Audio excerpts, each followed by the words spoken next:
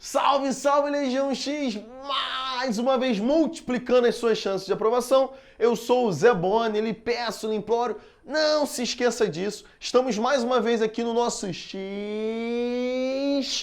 da atualidade, esse programa maravilhoso que leva até você informação bem fresquinha, né, galera? Hoje nós vamos falar aqui sobre a política externa russa, falando aí, dando um grande enfoque ao maravilhoso Vladimir Putin, né? Esse rapazinho aí que chegou ao poder e, pelo que demonstra, não quer mais sair.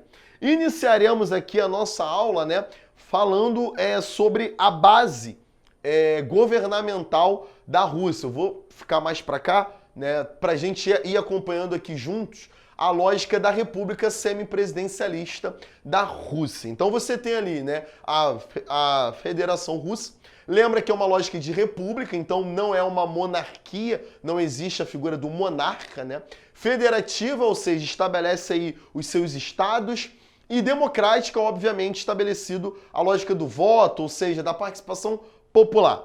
Estado laico, ou seja, sem religião, e baseado na supremacia da lei, ou seja, nós temos aí uma lógica de um legislativo muito forte, muito imponente, né? Que no caso da Rússia realmente tem um valor muito grande, um peso muito importante. O poder está nas mãos do presidente, do governo, da Assembleia Geral e dos tribunais. Aí vou mostrar para vocês aí como é que acontece esse poder, tá? Nós temos o Conselho de Federação, a Duma do Estado, que é composta por 450 deputados com mandatos de até 5 anos. A gente vai ver que os mandatos eles aconteciam para presidente com 4 anos e agora eles estão com 6 anos, né? A Duma ela tem a responsabilidade de criar as leis e aprova a nomeação do presidente para ministro, né, para primeiro-ministro. Então, basicamente, o presidente entra, ele tem que apresentar um nome para a Duma e a Duma vai dizer se sim ou não para essa indicação presidencial. Essa pessoa que foi indicada vai ser o primeiro-ministro da Rússia, tá bom? E nós temos, né, a outra parte, que é composta por 166 senadores, representantes do poder estatal e executivos, que tem como função regular as leis criadas pela Duma. Aí mostrei para vocês aqui, né, o executivo com a figura do governo, o legislativo com a figura da Assembleia Geral e o judicial de uma forma autônoma. Essa é a base do governo aí da Rússia, tá? No próximo slide eu vou fazer esse panorama aí histórico com vocês, estabelecendo essa linha do tempo, onde a gente vai falar ainda da URSS, tá, galera? A gente lembra que o último líder da URSS, mostrar ele para vocês aqui, é o nosso amigo Mikhail Gorbachev, né? Ele é marcado por ter essa manchinha aqui na sua cabeça, então fica mais fácil para você identificar ele aí, caso seja necessário em alguma prova, em alguma pergunta. O Gorbachev, ele assume, né, o governo numa fase realmente de fim da URSS. E ele vai propor aí algumas medidas, né, para tentar manter e salvar o seu governo, não permitindo um quadro de crise realmente avassalador. As duas propostas ficaram conhecidas como glasnost e perestroika. Na hora da dúvida, galera, lembra que perestroika, ela vai dizer o que ela é. Ó, se tu pegar aqui assim, deixa eu ver se eu consigo aqui, ó, perestroika, você vem daqui, ó, o Rzinho com um Ezinho, o outro Ezinho, né, do Ezinho aqui, ó. Então você tem reestruturação. Então, perestroika está escrito nela o processo de reestruturação, onde nós vamos ter algumas medidas, né, que vão realmente modificar o ramo que a URSS estava estabelecendo. Então a gente nota algumas mudanças, uma delas como a redução de gastos no exterior, a partir daí que você vai ter a entrega da Europa Oriental, né, como uma tentativa de reduzir gastos externos e fortalecer a URSS.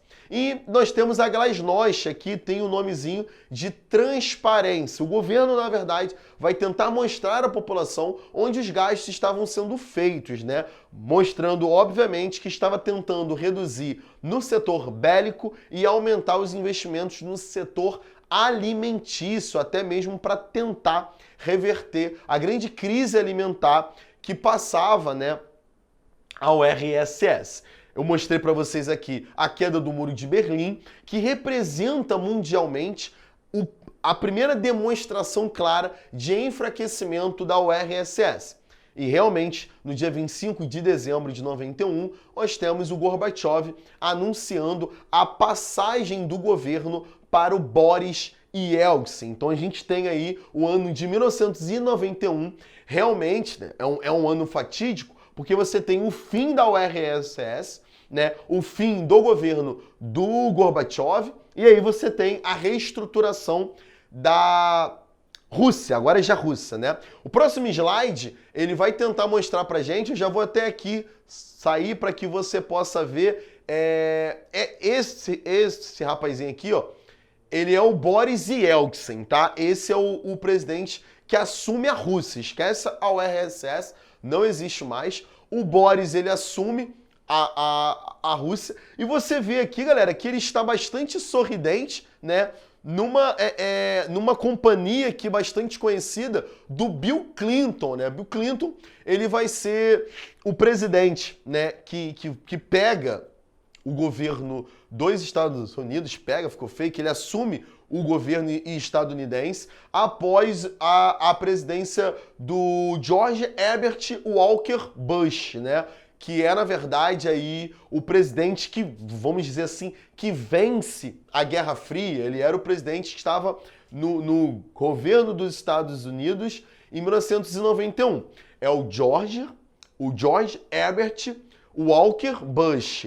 Lembra que o filho dele assume no século XXI, que é o George W. Bush, né, que a gente chama, que é o George Walker Bush. Bem, o Bill Clinton, né, ele é o símbolo de um país capitalista. Então, o que o Boris Yeltsin está fazendo ao lado desse rapaz?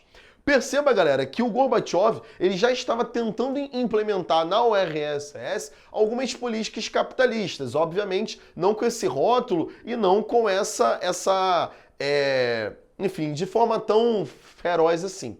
O Boris Yeltsin ele estabelece uma lógica que ficou conhecida como choque capitalista. Ele realmente estabelece medidas capitalistas extremamente contundentes. Uma delas, e até um pouco, né, engraçado se você vê o humor nisso, é que a Rússia vai formar um bloco econômico antes dos Estados Unidos, né? Em 1991, 92, a Rússia já estava estabelecendo a CEI, Comunidade dos Estados Independentes. Lembra que os Estados Unidos só vai fundar o seu bloco econômico, o NAFTA, em 1994. Então, veja que o Boris Yeltsin ele realmente estava preocupado em se englobar, né? Estabelecer a nova ordem mundial de forma mais contundente.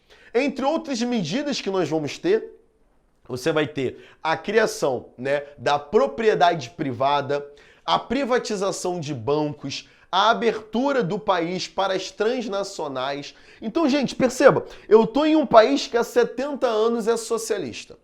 De repente ele se torna capitalista e ele já começa a implementar várias novas medidas. Eu não sei nem lidar com isso. Então, realmente, nós vamos ter uma crise política. A população, obviamente, não porque não aceitava o capitalismo, alguns até aceitavam, mas não aceitavam a velocidade com que Boris Yeltsin estava abrindo a Rússia para o capital internacional. Bem, essa população vai às ruas, vai reivindicar contra as medidas capitalistas do Boris Yeltsin. E aí você tem os grandes protestos.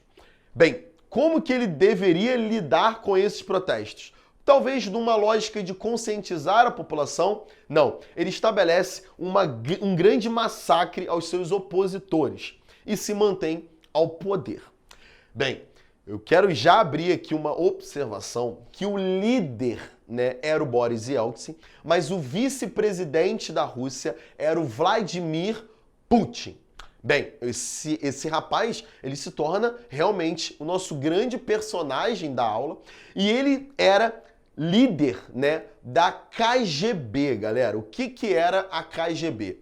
A KGB, uma espécie de CIA, né, da URSS, foi criada a partir da morte de Stalin em 1954 e vai acabar em 1991. Quando a KGB, que era, né, ali uma grande organização estatal, onde você tinha os agentes que realizavam espionagens, roubavam informações, realmente a KGB, tida, né, como uma grande agência de espiões, ela tinha uma relevância muito grande na URSS. E o Vladimir Putin estava à frente dela. A grande importância da KGB é que ela tinha cerca de 500 mil funcionários, galera. Você tem noção do que é isso? Uma máquina pública onde só uma instituição tinha 500 mil funcionários? Esses 500 mil funcionários, obviamente, eles eram aí, né, fãs do líder deles, o Vladimir Putin.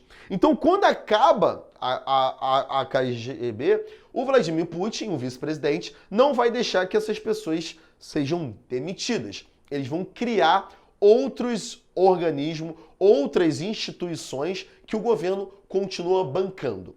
É muito legal você pensar, então, que esses protestos, né, eles sofrem grandes massacres pelo grupo que era vinculado, né, que era formado basicamente por apoiadores do Vladimir Putin. Bem, a coisa não andava bem ao longo da década de 90. Em 1998, você vai ter a crise econômica na Rússia, onde eu tenho o aumento do desemprego, queda do PIB, queda do IDH, queda da longevidade, galera. Só para vocês terem noção, a expectativa de vida na Rússia até a década de 90, né, para um homem, era de cerca de 68 anos.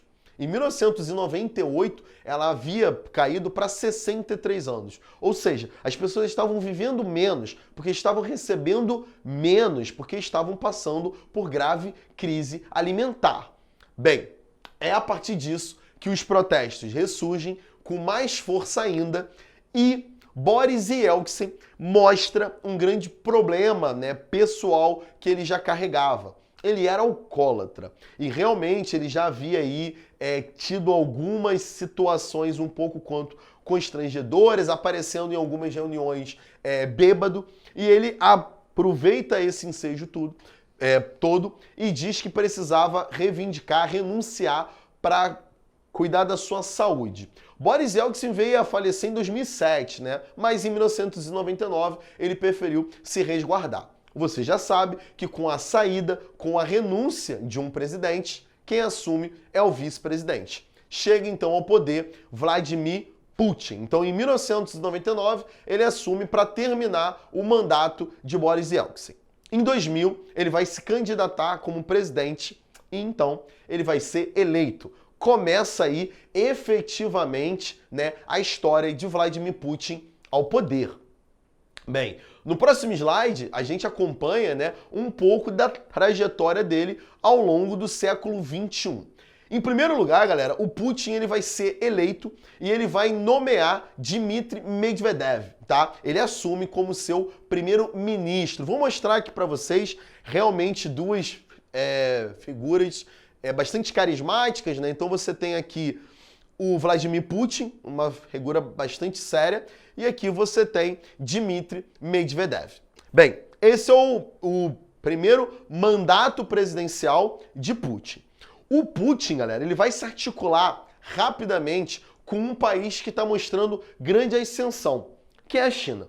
Ele vai estabelecer uma grande aproximação com a China e ao longo do seu primeiro mandato, você tem, não sei se você lembra, nomeado por Jim O'Neill, um grande economista, né, vai estabelecer um termozinho para falar sobre as grandes potências que iriam emergir ao longo do século XXI. É o termozinho BRICS, onde você tem Brasil, Rússia, Índia e China. Até então era só BRIC, né? Bem, a Rússia vai se articular juntamente com o governo do Lula, que chega ao poder em 2003, né? Então, nesse primeiro mandato deles, eles se aproximam muito. Então, você tem uma forte articulação da Rússia com a China, com o Brasil e com a Índia. Isso vai fortalecer muito a Rússia e rapidamente ela consegue sair um pouco dessa lama que ela estava com o governo do Boris Yeltsin.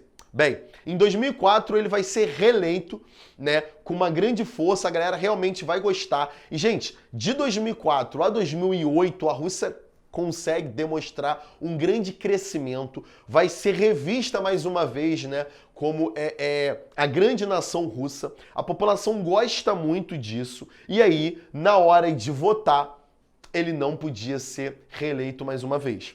É a partir daí que ele vai fazer uma grande articulação no governo e ele apresenta seu primeiro ministro como candidato à presidência. Em 2008, nós temos chegado ao poder Dmitry Medvedev. E aí, obviamente, Dmitry Medvedev, como uma forma de retribuir, né, digamos, uma espécie de troca de honra, vai nomear o Vladimir Putin como ministro, como primeiro-ministro russo. Olha que interessante, eles estabelecem uma alternância no poder muito legal. Bem, o mandato do Dmitry Medvedev, ele termina. Em 2012, Dmitry Medvedev anuncia Vladimir Putin como candidato à presidência. Oh, que coisa, né, já esperada. Bem, galera, nesse período é muito interessante você notar que o mundo passava por uma forte crise. Lembra de 2008 você tem a crise americana, em 2010 a crise grega, a Primavera Árabe, realmente o mundo está uma loucura. Só que a economia russa, ela estava muito próxima, muito vinculada com a China, e a China realmente foi a única nação, né, onde a gente pode dizer que a crise de 2008 e de 2010 não afetou diretamente, né, ou seja, tão intensamente. Vladimir Putin, eleito em 2012, se mantém no cargo. Agora, o mais sensacional, ele pensa, gente, eu estou 8 anos no poder como presidente, mais 4 como ministro. Vocês devem estar gostando de mim. Por que não lançarmos uma medida que vai aumentar o tempo de governo do presidente de 4 para 6 anos? Bem, essa medida vai ser aprovada e ele fica no poder 6 anos, de 2002 até 2018. E em 2018, o Putin vai ser reeleito, ou seja, seu mandato vai até 2024, onde possivelmente ele vai apresentar mais uma vez o Medvedev. Medvedev vai ficar até 2030, ele volta em 2030 e segue a brincadeira. Ele falou que a meta dele é ficar mais tempo como líder da Rússia do que Stalin. Ele quer bater o período em que Stalin governou a URSS. Então, realmente, a gente nota que ele se inspira muito na URSS. No próximo slide, a gente vai ver que o governo do Putin, galera, realmente é tão importante, mas tão importante, que alguns economistas criaram um novo sistema de governo inspirado no seu nome, que é o putinismo. Eu vou mostrar aqui essa foto, a gente fez questão, né, de mostrar ela para vocês, porque mostra realmente a figura de um macho alfa ali, né, um grande dominador de cavalos, realmente um homem que te joga na parede e te faz de largatixa. Que loucura, né? Então, esse grande homem aí, ele realmente vai mostrar ao mundo uma lógica de governo, né? Um estilo um pouco quanto doméstico. Quando a gente usa esse termo, uma política doméstica, é porque ela é muito voltada, né, para o seu país e realmente algo singular, galera, nunca visto na história. Algumas medidas deles aí que eu trouxe, as instituições públicas hoje na Rússia, elas são geridas por militares ou ex-militares. A grande maioria, né, membros da KGB. Então ele faz isso como uma forma de estar atuante, né, em todas essas instituições, nomeando pessoas, obviamente, que fazem parte do seu ciclo de confiança e de amizade, né?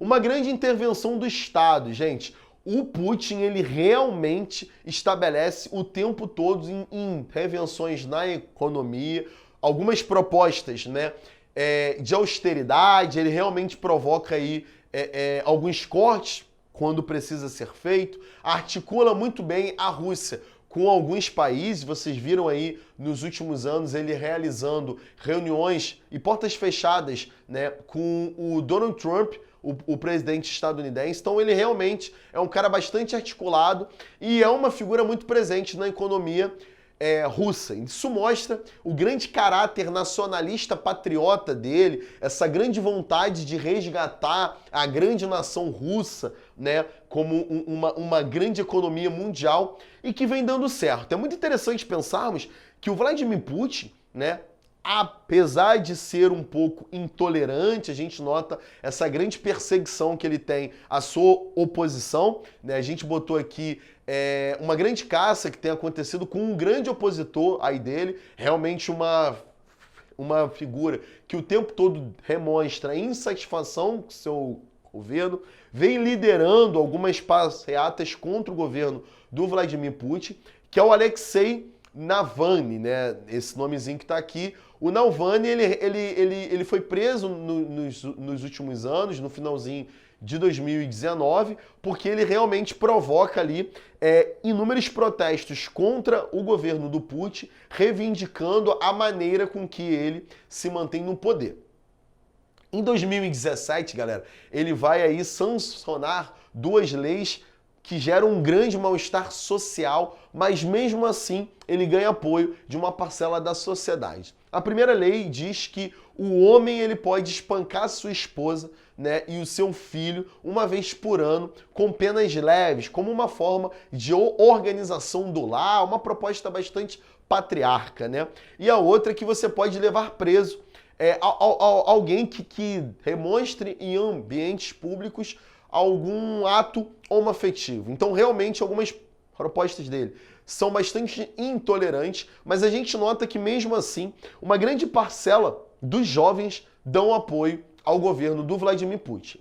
No cenário externo, a gente já falou do grande projeto de integração, até mesmo física, né, que a Rússia vem fazendo com a China, a grande instalação de ferrovias, rodovias, hidrovias, se vinculando cada vez mais ao governo do Xi Jinping.